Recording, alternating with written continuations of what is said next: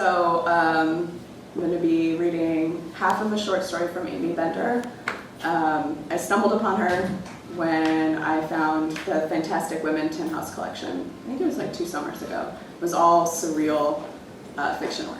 And I'll be reading from The Girl with the Flammable Skirt, which is her first collection of short stories.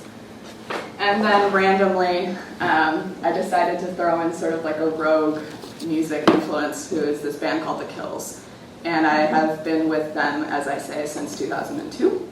And they're a girl-guy band. Alison Mosshart has done work with Jack White. And then her sort of male counterpart is Jamie. And they have a fun rhythm back and forth between what they do. So sort of when I was working on the pieces that I wrote with the influence of Aimee Bender, I was mostly on the bus with this music behind me. So there you go. Yeah, let's start. All right, so the story is called Call My Name. Oh no. Yeah. It's cats.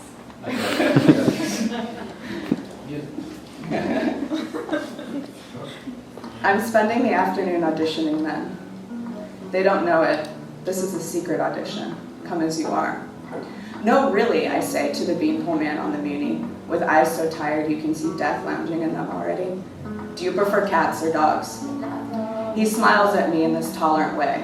I can't tell you exactly what I'm looking for, but I know it when it happens. I want to be breathless and weak, crumbled by the entrance of another person inside my soul. I want to be violated by insight. Cats, no question, he says, pill rolling with his fingers. He's drugged out, but I don't care. What I care about is dogs, and I'm disappointed. I pink him, run a hand through my hair, and go back to sitting at my surveillance spot, front row, facing backward, right behind a driver who winked at me when I came on. I wear dresses on the subway. I have a lot of money from my dead father who invented the adhesive wall hook. He invented it when he was in his 20s and the world scrambled doe-eyed to his doorstep. No one cares for nails anymore. He died when I was 3, so I never really knew him enough to miss him, and there are millions of dollars for me and my mom. And she isn't a spender. So it's just me. It's all me. I don't much like expensive cars or gourmet dinners. What I love are fancy dresses. Today I'm wearing a maroon satin floor-length dress with a V-back and matching sandals with crisscross straps up my ankles.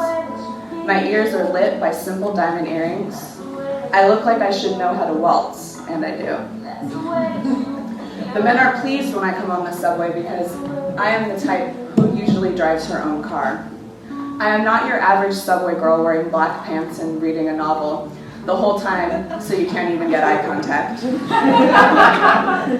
Me, I look at them and smile at them, and they love it.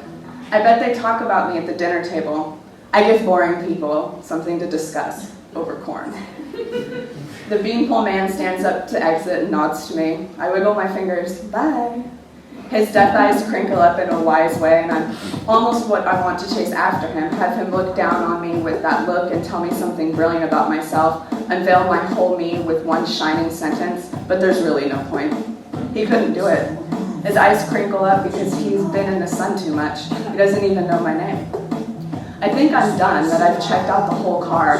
When I see that behind the older woman in the dull beige suit who keeps trying to sleep, there's someone I didn't notice before, the shy man. He's leaning against the window wanting a cigarette and not looking at me. I go sit down right next to him. If you smoke out the window, I tell him in a low voice, no one will notice. What? He's about 10 years older than I am, and his eyes are bright, watery even. I won't tell if you smoke. He gets it and blinks. Thanks, he says, but he doesn't move.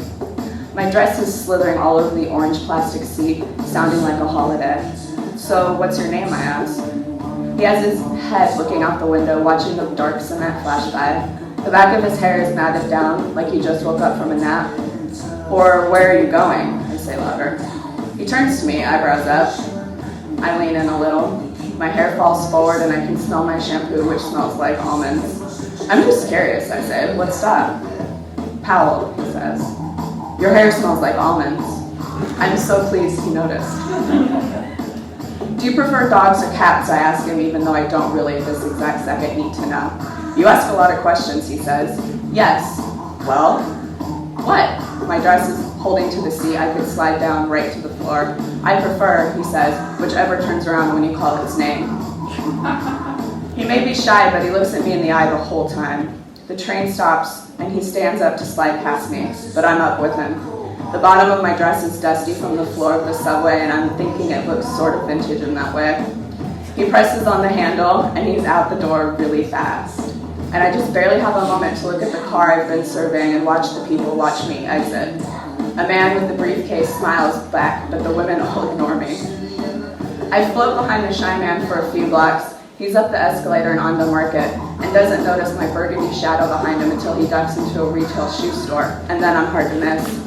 The sales girls are on me in the second. I have purchase written all over me, so they think this is a lame shoe store. Hey, says the man, you following me? Maybe. I saunter over to a pair of shoes and pick them up, even though they're so ugly and poorly made. Those are one of our best sellers, says the sales girl, who has lipstick on her front tooth. That is not a good selling point for me, I tell her, and you have lipstick on your tooth. Her head ducks down and she rubs her forefinger on it. Thanks, she says in a quiet whisper, like it's a secret. I hate that.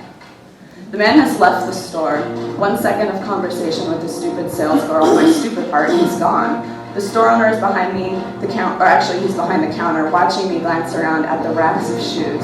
And he tilts his head, indicating a staircase behind him. You his girlfriend?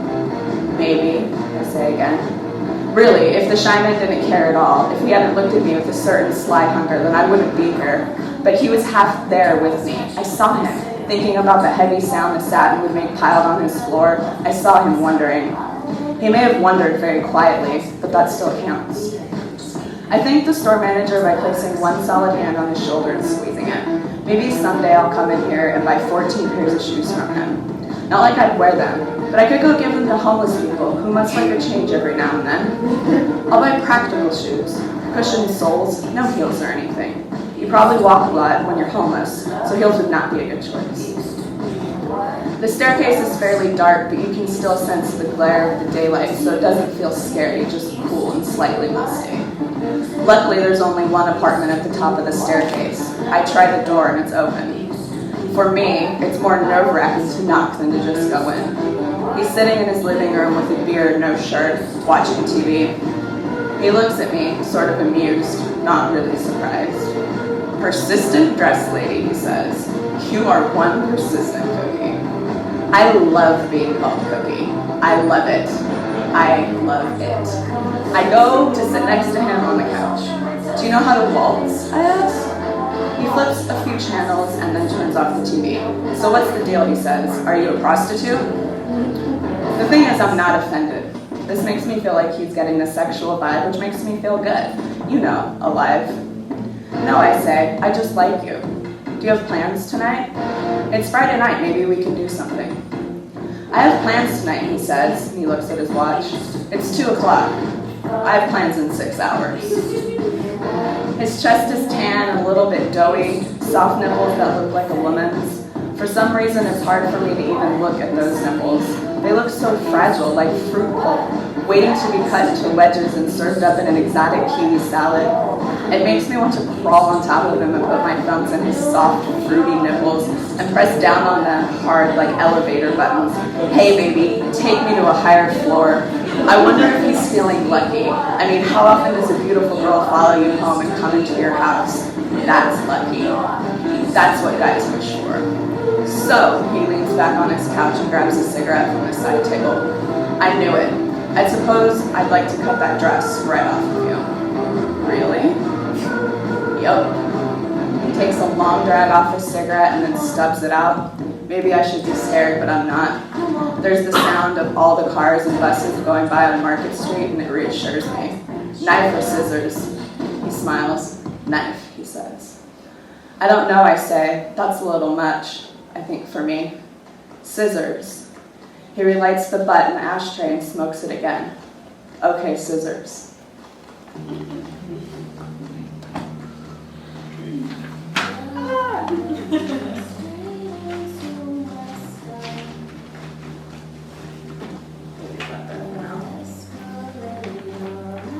rises, concrete waves shake the stillness of stagnant air. Summer is here, passing right through us. Bodies become dead branches, cannot grow moss. We do not sit long enough to absorb light, water, to let moss grow. 3 black crows soar, open up the sky for humans to see. Catherine wakes up hearing blaring foghorns. Simon says, 2 short highs, 1 long low, a whale underwater. Her teeth hold down a cross, tasting metal. She takes it from her tongue, places it on the nightstand. He says, that was my dad's. Maggie is making a pile of dust bunnies, kicking them in the corner with the instep of her shoe. The girl with the pearl earring is watching. She knows something we don't. Maggie sits in the first car so she can see the tunnels, long and black, illuminated with blue. When the train reaches the end, her heart begins to push, like insects in the dark. I'll pick those up later.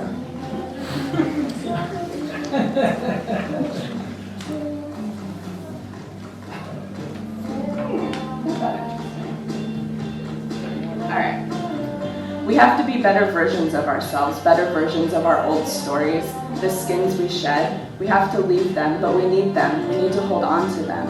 Study the folds and wrinkles, the engraved mistakes and regrets. So in our new skin, we know not to repeat the tragedies.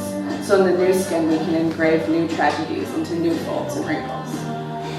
Have you ever looked the Jesus guy right in the eye? You know, the one who stands on Powell Street and screams at us? Us. All, the sinners, the queers, the heathens. I looked him in the eyes this morning, and they were big and brown and puppy dog-like.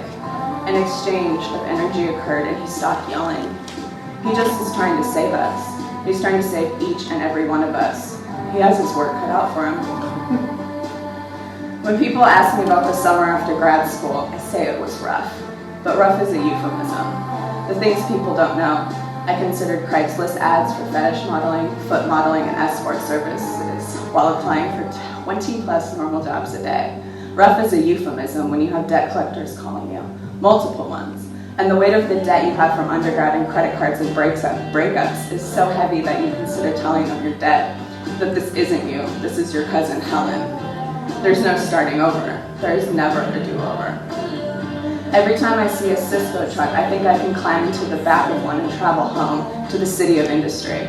That's where their main hub is, only to realize that my home is no longer there. It brings comfort in this big city where everyone looks familiar for some reason. Or you think you've seen them before as you were walking down Powell Street at 9 in the morning. And there's something wonderful about seeing 3 girls in orange vests picking up trash together. Does your brain ever move faster than your body wants to, causing you to fall? I walked to the back of the bus after tripping up the stairs to the dark gentleman sitting in the back, the last row of the bus, in the middle, arms outstretched to either side. Morning sun is crashing into his neck and back. He almost looks angelic. I sit in the row in front of him and think, if I had to be a sex worker, I would want him to be my pimp. He asks, after I get situated in a baritone voice, "You all right?" I almost engage as the bus begins to hum down O'Farrell, but instead I smile and say, yeah.